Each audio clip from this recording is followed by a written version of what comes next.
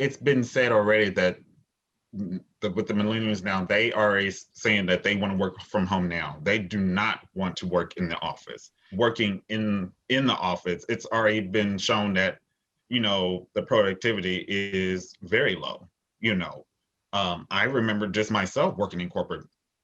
I was not getting that attention that I needed when I was working from my house, and I loved it. I've been doing it for, I think, almost 10 years now. For me, that is an answer. Yes, working from home is the way of life. I don't think that the office is dead. I don't think that it's all going to happen just remotely. I do think that getting to work remotely is a big benefit to a lot of workers. Not everyone wants to. Some people like that social aspect of going in there and chumming around and being a part of a bigger thing. They like that aspect of it. And some people really struggle working remotely. As a lot of entrepreneurs and business owners know, whenever you are working from your home, the way you set up boundaries and time and structure is so important, because if you're going to a job and coming home, you kind of can go to the workplace and then you leave your work there and then you show up again. An entrepreneur has to figure out how to stop working and go and have dinner with a family without work continuing to bleed into that, or to go do these other things. And so there is this new skill set of being able to work remotely without work becoming all of your life and all encompassing, and finding that balance. So I don't think that the office is totally dead. I think a lot of people are going to find it to be a big benefit to get to work remotely. And I think as employers are trying to recruit people, there's a giant labor problem right now in Springfield. A lot of the owners that I work with, they are having trouble hiring people. There's not enough workforce. I think some are spinning off and starting his own different businesses. People are there already. People cannot be in the workforce because they're concerned about having high-risk people. There's all these complications.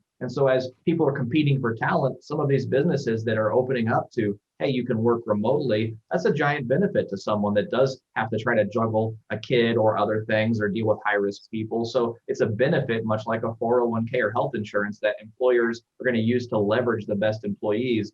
I don't think it's all going to just go to that. I don't think it's all going to go back just to in-person. It's going to end up being a blend, I think. So I have been advocating for this, for remote work opportunities for 15 years. This has been a question for a very long time.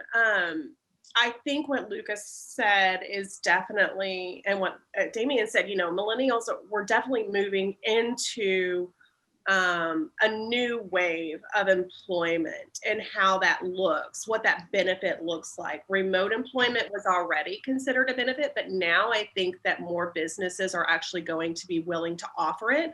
I think before they were very reticent to offer it because of the fear that people wouldn't be as productive, that their profit margins were going to go down, that the work couldn't physically be done from a remote location, that people needed to be in office so that they could interact. And I think what they've learned now is that it's more forced.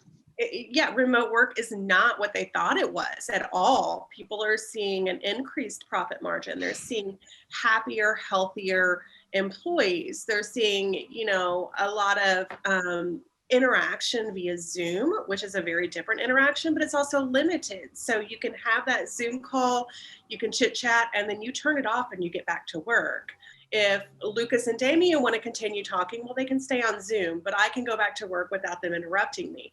Now, what I'm hearing a lot of is that there's going to be more of a hybrid model for a lot of people. So a lot of businesses are recognizing the cost savings of not having to have a commercial property, a commercial lease, paying that rent every month, having that astronomical utility cost. People are recognizing that they don't have to have a 2-hour commute every single day each way. They can have that time in the morning to have breakfast, maybe get up before the kids and start working at 6 o'clock and have their raisin oatmeal or whatever it is, their coffee, and just relax and then get to work and be productive. And I think that what we're seeing in the studies is some people want to do a full remote when they come back. Some people want to do full in, they recognize that remote work did not work for their business and they need to have that space. And then other people are realizing, maybe we're going to be able to do 3 days in, 2 days at home. You get to pick your days and really being more flexible. I think business owners and employers in general have recognized how important the family work-life component is in order for productivity and their profit margin. And I think that that's something that's not going to go away. I think it's going to be an impactful force for us in the workforce or as entrepreneurs and how we interact with employers. You know, if you're not remote, I don't want to work for you. I'm in pajamas right now. Like, I don't care. I don't want to get dressed up every day. So I think you're going to see a lot of employers either going through a hybrid model, or what you're also seeing is a lot of people saying, okay, before I needed every single employee on site every day. And now they're saying, you know what, I only need a smaller percentage, maybe 40% of the workforce needs to be on site. And so we can actually decrease the size of our facility that we need. And so they're moving to a smaller space to accommodate that so that they can save money. And allowing that other 40%. United Healthcare is a really good example of a company that did this way prior to the pandemic. If you look at their the way that United Healthcare is set up, their auditors are all at home. They're home-based, full-time, monitored. They monitor keystrokes. I mean, United Healthcare had it all figured out. Now everybody else has had to figure that out, but it's feasible. I will say one other thing that I think has changed over the last year is that people who previously worked remotely were often looked at askew because we maybe ran errands during the day.